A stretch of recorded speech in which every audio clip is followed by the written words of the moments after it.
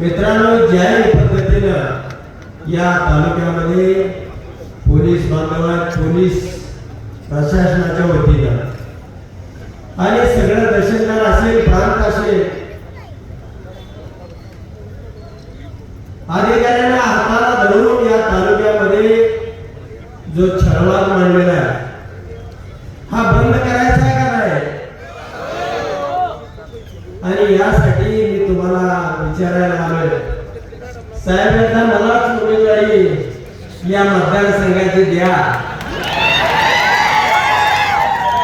दुसऱ्या दिवशी राजीनामा देतो, पण मी आता इथून पुढे 4 महिने तुमच्या तालुक्यामध्ये एवढा साहेबांनी उमेदवारी दिली तरी आणि नाही दिली तरी निश्चितपणाने मी तुमच्या बाजूला या तालुक्याचं परिवर्तन केल्याशिवाय मी दुसऱ्या कुठल्याही राज्याच्या तालुक्याचा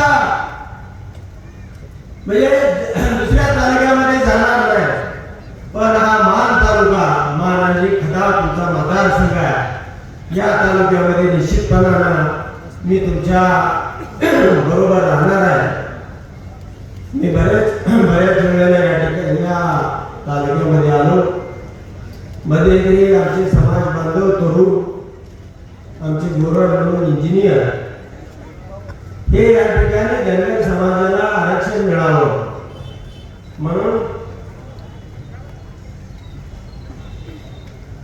त्या ठिकाणी उपोषणाला बसलेले होते. मित्रांनो, एवढा मोठा जनसागर त्या ठिकाणी सामील झालेला होता. मोठी पर्यटन निघाली होती आणि प्रमुख पाहुणा म्हणून मला त्या ठिकाणी आमंत्रित करण्यात आलेलं होतं. परंतु मित्रांनो, त्या ठिकाणचा प्रकार तुम्ही पाहिला असेल. काही आमदारांची मंडळी त्या ठिकाणी घुसली आणि भाषणच कुणी करायचं नाही. माझ्या माहितीप्रमाणे प्रभाकर देशमुख साहेब तुम्ही सुद्धा आला होता. आणि अशा पद्धतीनं जर तुम्ही आरक्षण सोडवण्याच्या बाजूला, अरे सरकार तुमचं आहे, तुमचे मुख्यमंत्री हे आरक्षण दाबण्यासाठी राज्यामध्ये फिरतात, मग धनगर समाजाच्या आरक्षणासाठीच काय येत नाही? तुम्ही आमदार होता, तुमचं फार ऐकलं जाते, बोटिंग होते. एका बाजूला तालुका तडफडतोय दाखवण्यासाठी मित्रांनो अनेक काय करता येतं. तुमची 15 वर्षाची कारकीर्द आजच या ठिकाणी संपलेली आहे जाहीर करण्यासाठी.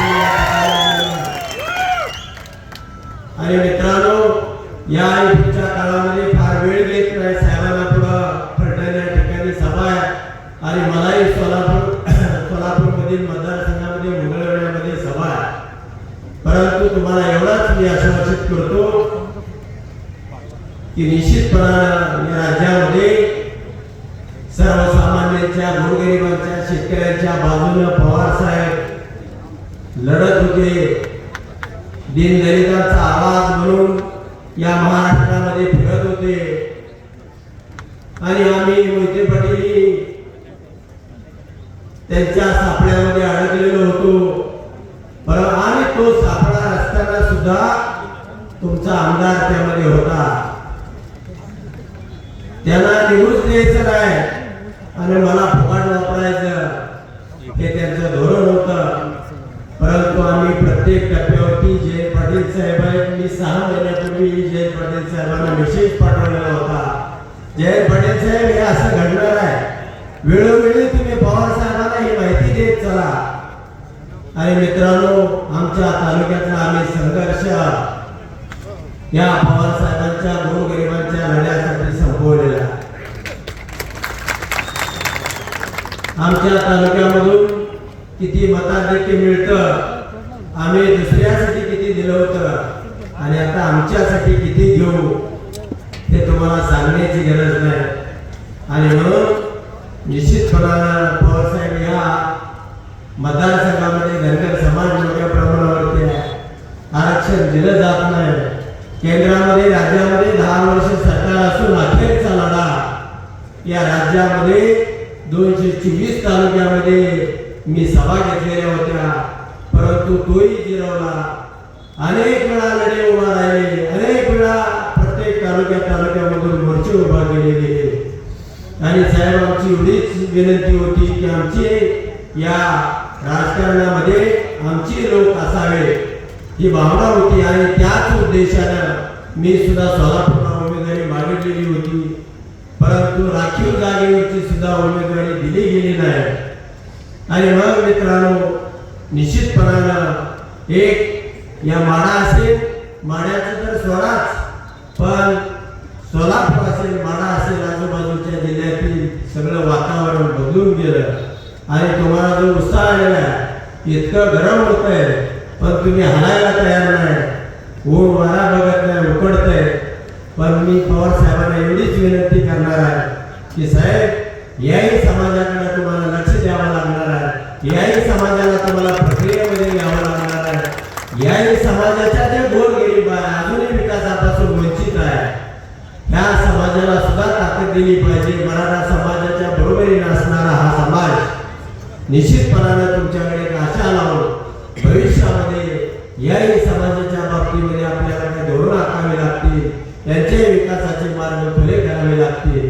आणि निश्चितपणानं साहेब, अजूनही त्यांचं काय धमक्या द्यायचं बंद होत नाही.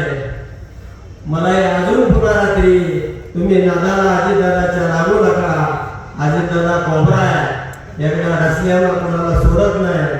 पण मी सुद्धा मुंगसासारखा चिवट आहे.